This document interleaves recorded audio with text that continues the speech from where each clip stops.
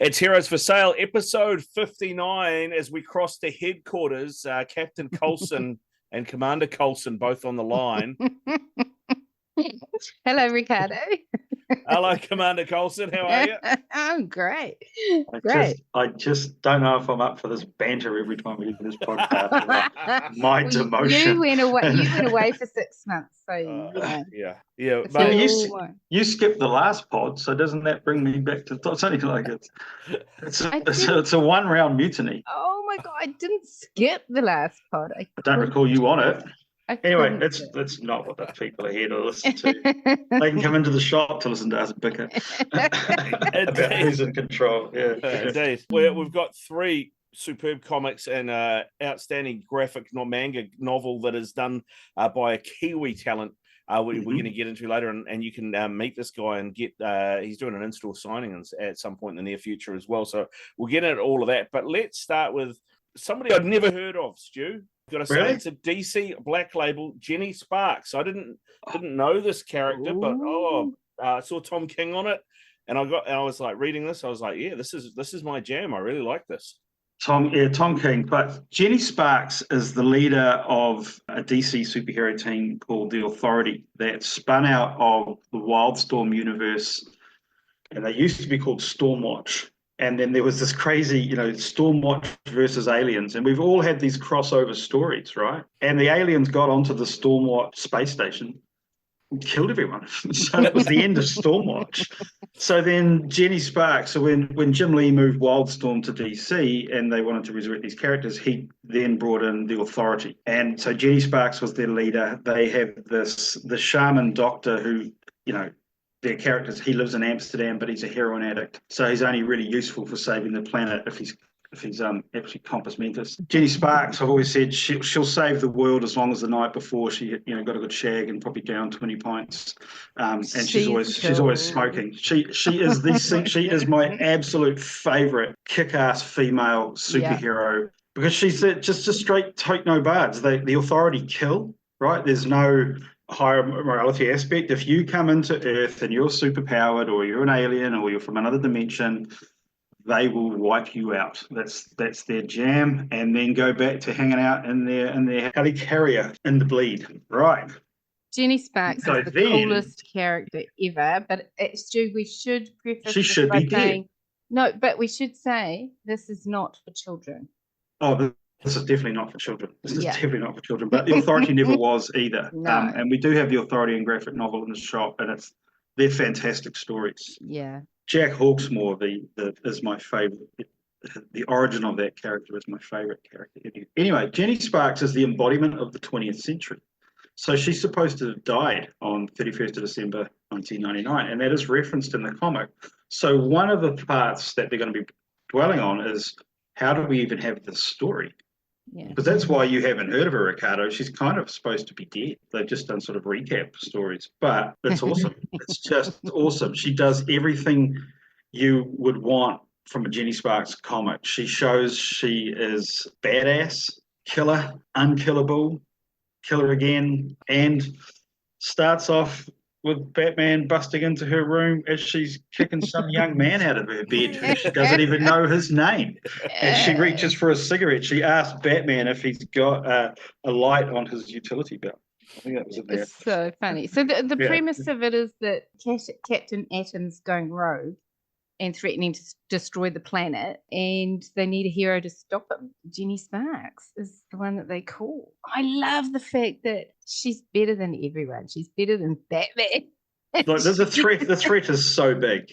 Batman's like, dude, I'm going to get smoked. I'm going to be a streak of marmalade jam up Gotham Central Avenue if I try to take this guy on.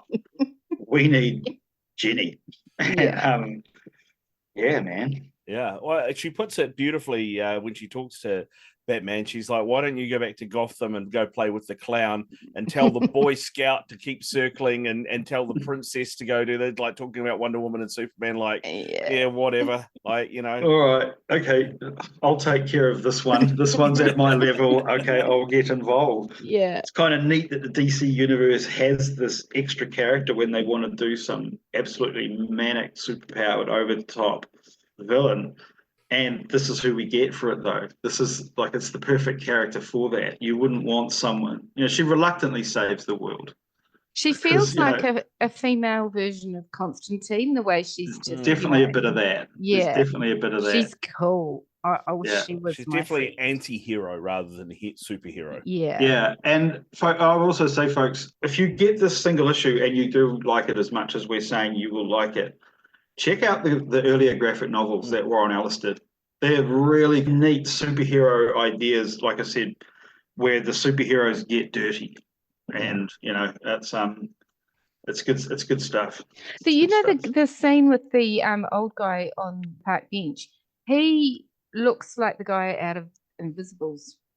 There was a old ragged homeless guy in Invisibles. The beginning. Yeah, he looks a little bit like that. It's an old man on a park bench. I can't remember his name. No, I reckon that's a little homage. Santa Claus? No, maybe. Yeah. I did also like, and this is kind of where she really grabbed me, if you like, to coin the phrase, when she says to Captain Adam, he's spouting some theology, and she says, I met your God once. He was a real, and it's all asterisks, but there's 4 letters, so one of them looks a lot like a C.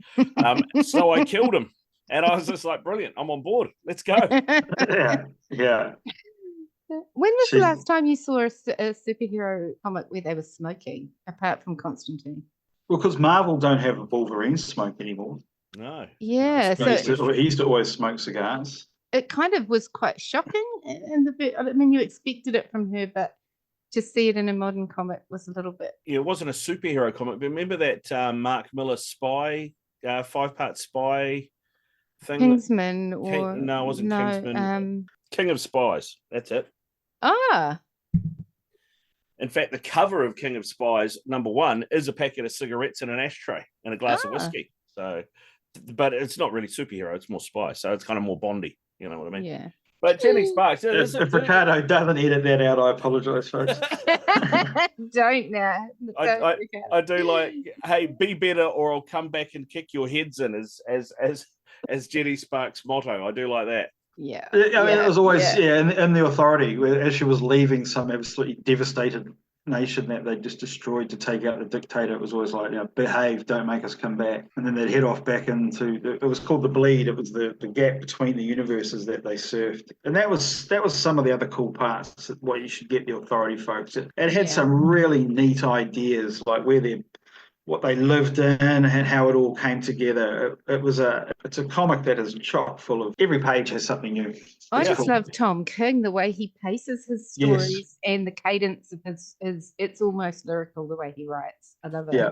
And I also, I mean, there's, you talk about the medium and how it can do things that other mediums can't do. I think that does this really well, because the first or second page, as it is, I was struggling to follow it. I had to read it about 2 or 3 times, and then realized, oh, hang on, this is all a bunch of different people. These paintings don't flow, and and that repeats throughout, and then obviously at the end, there's a payoff where it all kind of makes sense, and that's really well done. And Captain Adam develops really nicely as well. Like, this is called Jenny Sparks, but it's as much about him as it is her. Yeah, that's true.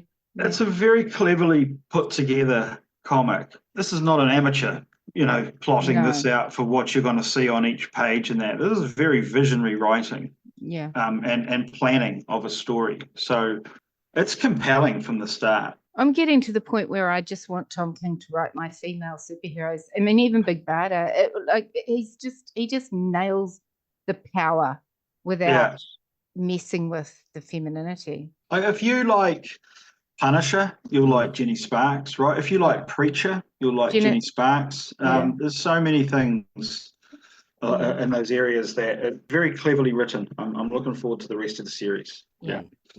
One question, and we can edit this out if you don't think there's any point, but it is DC Black Label, yet there is no swearing in it. It's all just asterisks and things like that. Is that normal? Or I would have thought, if this is Black Label, then it's anything goes in a way.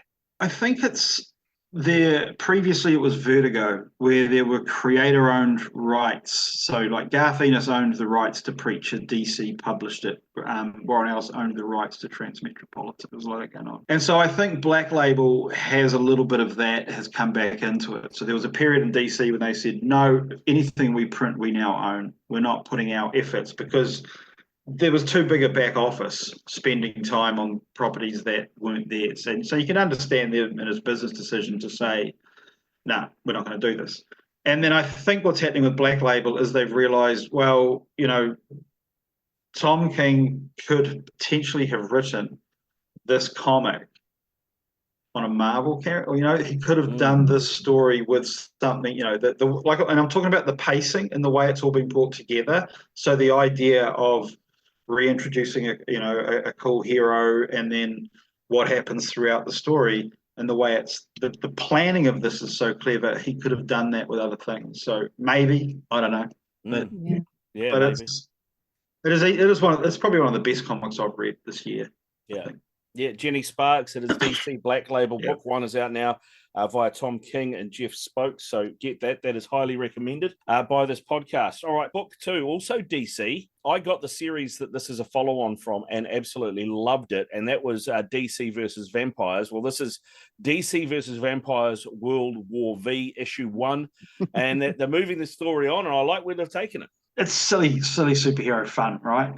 It's as simple as that. I love the Green Lantern constructs. I thought they were neat, but it's still superheroes and vampires. And Matthew Rosenberg. He's so cool with solid. it. And the way they play, like Plastic Man as the Snake, all those sorts of things, it's fun. It's one of those ones, I enjoyed it as the start of a new series, but I think that, and you could say I'm wrong here, Stewie, but I think that reading the previous series would do you, I think you'd be better off if you'd read the previous series. But equally you'll pick it up by the end of the story, so it's not absolutely necessary. The first series is great. If you haven't got it, you definitely want to check it out. But if you got this, it's all the DC Vampires World War, right? Yeah. But so basically Green Arrow is leading a human lot of heroes, and the Vampire Queen Barbara Gordon is kind of being taken down by Damian Wayne and his guerrilla fighters. But it's hero against hero. Yeah, and it's vampire against vampire, because there's two different groups of vampires as well. So there's that, and there's a lot of a lot of politics going on because of Damian Wayne's mother is still a human, and so she doesn't want him killed, and Barbara Gordon wants Damian Wayne killed. So it's playing off these groups all against each other. But it's good, and I think you're right. Oliver Queen, Green Arrow. This is one of the best Green Arrow things I've read, I think, because he's really nasty and gritty and just wants to kill things. It's brilliant. Yeah. So I think you've nailed it there. And I think that's what really worked with the first one. We always read these comics, DC versus Marvel when they did the big omnibus of that. And a whole bunch of, we had Batman versus Wolverine and Superman versus the Hulk. And we always do the whole, what if? And for all the fun of that comic, it was kind of disappointing because it's that whole, they've got to set up the reason that these guys are fighting, and then they have the fights, and then they've got to put the universes back together. And so much attention is paid to that you end up with a kind of a shit story. And so what you just said before, Sue, it's the DC heroes versus the DC heroes. Yeah. And so they've basically written a mechanic to do that. And because it's within the DC universe when that first one started, so yes, you should get the first volume. It all makes sense, but you then have your two factions on sides, and who would win in each of these kind of battles, but it's all part of a fun and making sense if superheroes as vampires fighting each other on some fictitious world. But what I absolutely love about it is, like, when you pick it up and you see the covers, you think this is going to be so dark. This is going to be DC dark, right? And then when you get into it, there's so much humor in the interactions and the chatting between the characters, and each superhero, whether they remain superhero or vampire, hold on to their core mannerisms. And Matthew Rosenberg's written it so well, because no matter what they're doing, they're speaking like we know they would. Like he's Yeah. really thought about how they behave and what moral standing they would take or how they would approach a fight or strategy. And Yeah. it's highlighted to me that I've not read enough Green Arrow, because he was in the first volume especially, and also in this one, his strategy and the way he's maneuvering around everything, he's so bloody clever. Oh, it was really, I just think this has been one of the best series that I've read lately. Yeah, and the other part to it is they're basically, it's an Elseworlds, which is DC's What If? We just make it up. And so they start the story off in the original volume in the regular DC universe, and by page 3, you're not going back. Yeah. We're not going back, and it's all sorted. So do what you want. At that stage, you just go and do what you want. You could pick this up, this issue 1, and start from there and not read anything before it, but I think you're just missing out if you don't. Or even if you have picked this up and read it and gone, fuck, I love that, we'll go back and read the rest, because it's definitely worth doing. And some of the artwork in it as well, Otto Schmidt's done the artwork. Reminds me a little bit of 30 Days of Night, some of the way he's drawn some of the vampire creatures and some of the obviously the night scenes and things. I think it's really clever. It's kind of as dark as they could do a DC mainstream comic, isn't it? Yeah. You'd any further and it would be like, I don't know. But this, I'd be comfortable putting this into a high school. Oh, definitely, yeah. But also Otto Schmidt. But 5% more, maybe not. If you look at his paneling, I just think he is a master of the movement in the panel, a little bit like Eduardo Risso. There's some serious shots of arrows and things going and in the action where the focus can be seen in tiny little parts of the panel. You look at that fifth page, there's a bit of a fight scene going on, folks. And what he does is when there's dialogue, he kind of puts it into a side panel, so you can still have this bigger image. Yeah. Like with the sword, the Green Lantern's construct takes up a bigger part of the page, but it doesn't get in the way in the story flow. But equally, it's a smart use of the space, because those dialogue sections are just dialogue. Yeah. They don't need it. You're right. It's very clever. It's very cool layouts. Yeah, and he's used some smaller panels to break up the page there without actually having separating lines on the page. Yeah, which I think is really, really clever as well.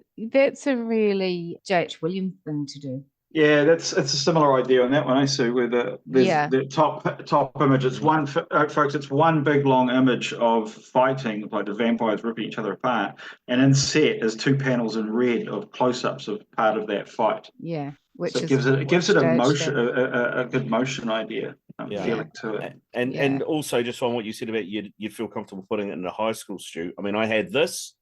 I had the Lois Lane comic that Ilaria picked up. I had Jenny Spark, and I had X Factor, a couple other comics lying around on the coffee table.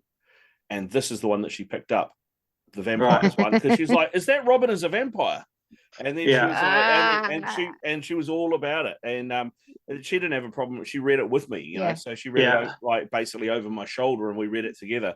And she was like, Rachel came home, she's like, "Mum, check this out. Like, Robin's a vampire and Batman's this and Wonder Woman's that and da da da da da." I was like, right into it. So I think that's cool.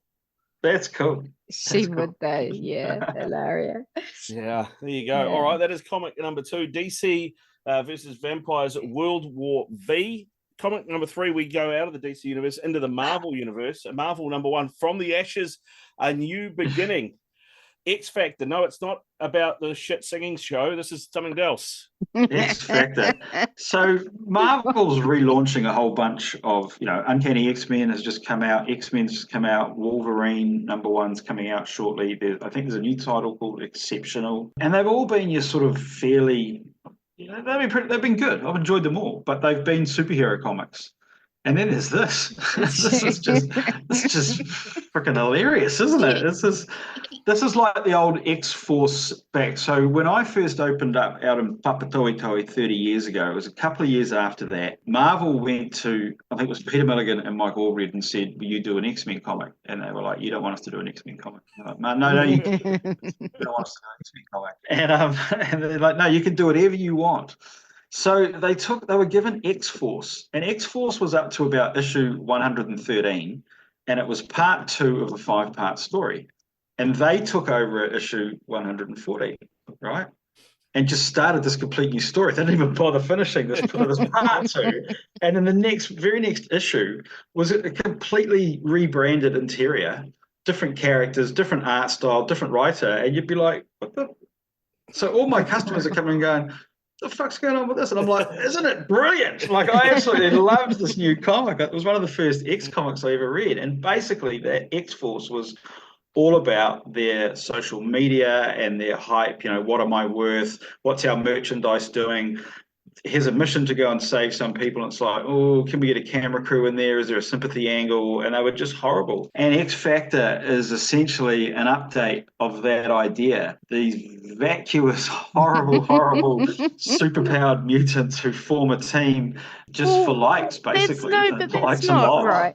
It's because Krakoa fell, right? And so all the governments are trying to build their own mutant armies. And in this one, the douche that's building the army is just, okay, he's appealing to B grade, which is maybe why I love this so much, because it's B grade mutant. And yeah, they want the limelight. Well, he's the worst of the worst. He's a reality TV producer, right? Yeah. I mean, to get folks... Do you remember the Iron Man movie when the guy goes out onto the stage and he's got that rocket and he's trying to present the new Iron Man and he's the dick, and the little rocket just sort of fizzles off and spins and hits the ground?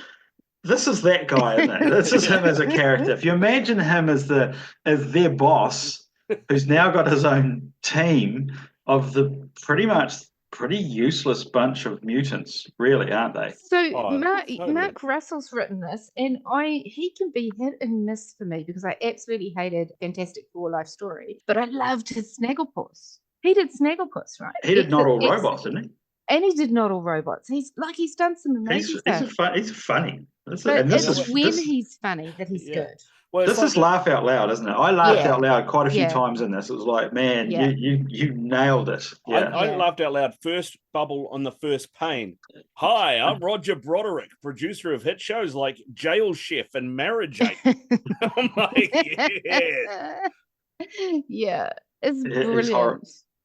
If you don't get X titles, you get this one. It's not a normal X title, is what I'd be saying. And if you get all the X titles, don't miss this. This is funny, man. This is funny, and have a bit of fun with it. X Factor. I like Angel says to him at one point, who else have you got? And he mentions, I won't spoil it, but he mentions a certain mutant. And he was like, hang on, I thought he was a zombie. He's like, yeah, but he's feeling better now.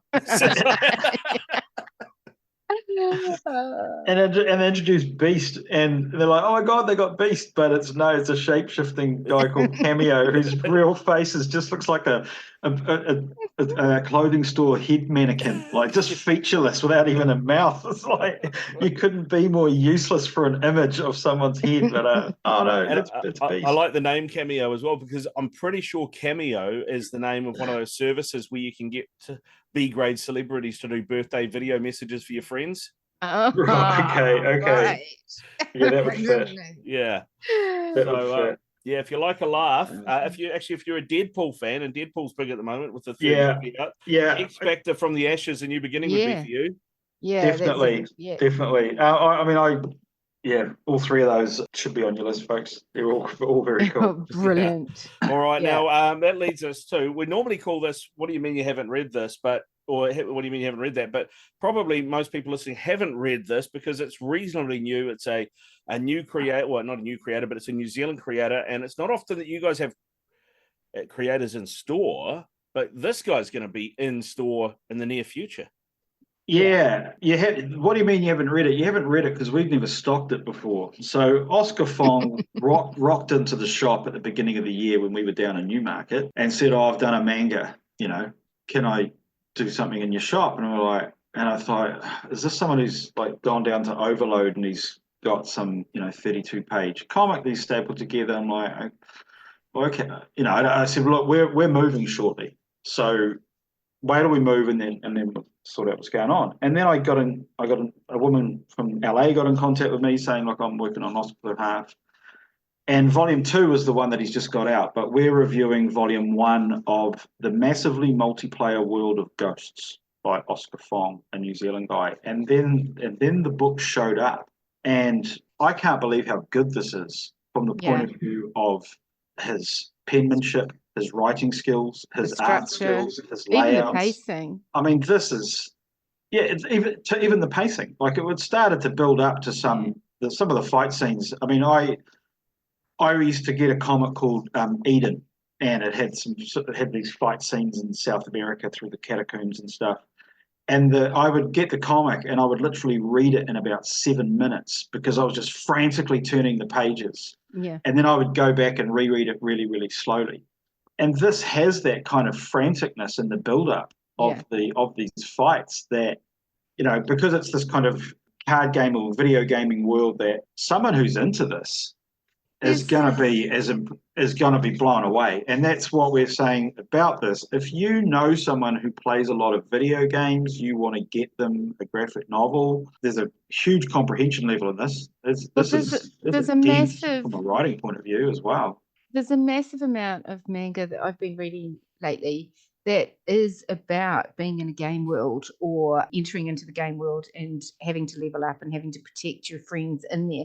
This one is a bit of a twist, and I actually really did enjoy it. So there's Nile is this little cheating kid, right, teenager, and he does all the walkthroughs online for gaming that he's doing. So he cheats to win the games, and his buddies don't think that much of him. So he's a bit of a loser, but he's relatable, and he's got one good friend, Chess, who hangs out with him and just forgives all his uselessness.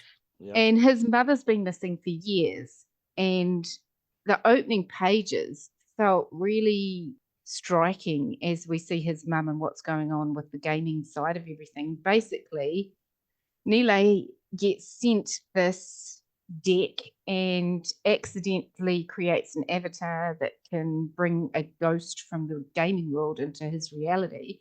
And it's dangerous, and there's multiplayers playing this thing, and there's a bit of a gang mentality going on between different sides trying to get the most effective avatar or ghost. And in the opening pages, people are dying. Yeah, it's got a lot going on. I mean, I've never been a Pokemon fan, but I kind of picked up Pokemon vibes.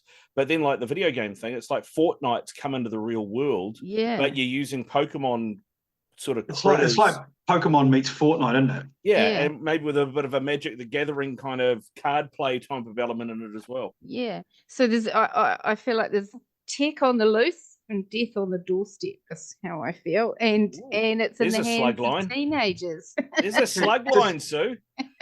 So and Oscar's done all of it. So he's the writer. Frederick Jones helped, but it's basically Oscar's done it all himself. Did you know his name is? He's known as Fong Su Master. Oscar. I did not know that. I did not know that at all. I love it. That is outstanding. Slight deviation from what we're talking about, but kind of adjacent. Have you ever seen Saturday Night Live when Christopher Walken introduces the Foo Fighters?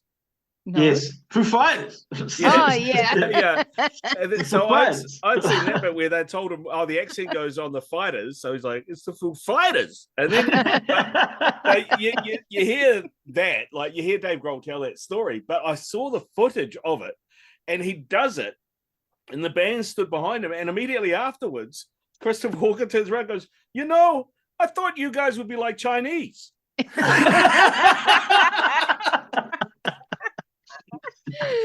Oh, right. Do you know what I'm absolutely loving about this, though? Is that Fong Su Master, or are we going to call him Oscar? I guess we have to call him Oscar. He being a New Zealander, I'm just getting so excited about all the New Zealand talent that's coming out, So he's going to be in store on Saturday, the 7th of September from 11 a.m. And he's going to have some prints that you can buy. And we're talking about Volume 1, but we're doing this for Volume 2. Volume 1 came out last year. Volume 2 has just come out last week. Yeah. So we're going to have Volume 1 and Volume 2 there. And he has said it's a 3-volume story. He does have other ideas that might work for it, but he's going to finish the 3 volumes and then see what happens or see what comes out of it. We also have to mention Frederick L. Jones, okay, and he is credited on the title along with Oscar. He's the one that I think he started Saturday AM, which is the publisher, and they have a lot of digital stuff. And this one's just been digital, but is now in print, popular enough to be in print. And so Saturday AM, we need to give them a big shout out for actually doing this. Yeah. There's about we'll link to all artists. of them. Yeah. On Comic Hub. So, go Frederick Jones. And a great name too for a comic imprint that's doing this sort of material, Saturday AM, because it has that Saturday morning in your pajamas in front of the TV watching cartoons feel, doesn't it? Yeah. There's some I think he's got about 50 artists on the books at Saturday AM. Like, it's a big thing. Obviously, we're a bit ignorant in the manga online world because we are print. We've only got 6 minutes spare each week in our lives. Yeah. There you go. The massively multiplayer world of Ghosts. Oscar Fong, not only out now, but Volume 1 and 2, and Oscar will be in store. We're still it's got violence in it, but it's not super violent. It's got a cute character, which I think says it's never going to get too violent. That's what I'm assuming is what Oscar's put that thing in there for. His kind of Pikachu-esque kind of friend, even though he's definitely got some sass. It's definitely, I get the vibes of coming of age, learning identity, growing into something worthy of everybody, that sort of vibe around it. But so relatable. The characters are so relatable. Like, even the mum. Pokemon meets Jujutsu Kaisen. Would that be fair? Yeah, a little bit. There you go. Yeah. Oh, yeah. Nailed it. Well done, Oscar. It's it's fun. Fantastic penmanship. It's a high quality product. Can we just say, because I tripped up and I started reading it from the back like a normal manga. And I turned to Stu about 10 pages in, and I said, I'm 10 pages in, and I think I don't understand. I don't get what's going on. And he kind of looked at me, and then I held the book up and I realized the cover page. Folks, here it should be. so she must have been tired, because the very first page, if you start at the back, has at the bottom to be continued. Yeah, I missed it's that. Like, whoa, honey, what did you think that meant? Why wasn't it on the next page or the next page? You're like, that's a weird way to start a story. Dun, dun, dun, dun, dun. I'm not illiterate, I promise. Yeah, it reminds me of that meme of my wife said, "Aren't you? You're not listening to me, are you?" And I was like, "That's a weird way to start a conversation." Yeah, that was me with the book. But I've really enjoyed it, and I'm really looking forward to having Oscar in the shop. Cool. Very good. There you go. Heroes for Sale, number 59. It's not number 59 though. It is number 200 and what? The address. 205 Simon Street. Eden Terrace. Good God, mate. What is the worst segue into something else in the history of podcasts? I like it. That was just so bad. It's fantastic. Make sure you keep that in. See you in store, editing. folks. No editing required. Oh, my God. Yeah.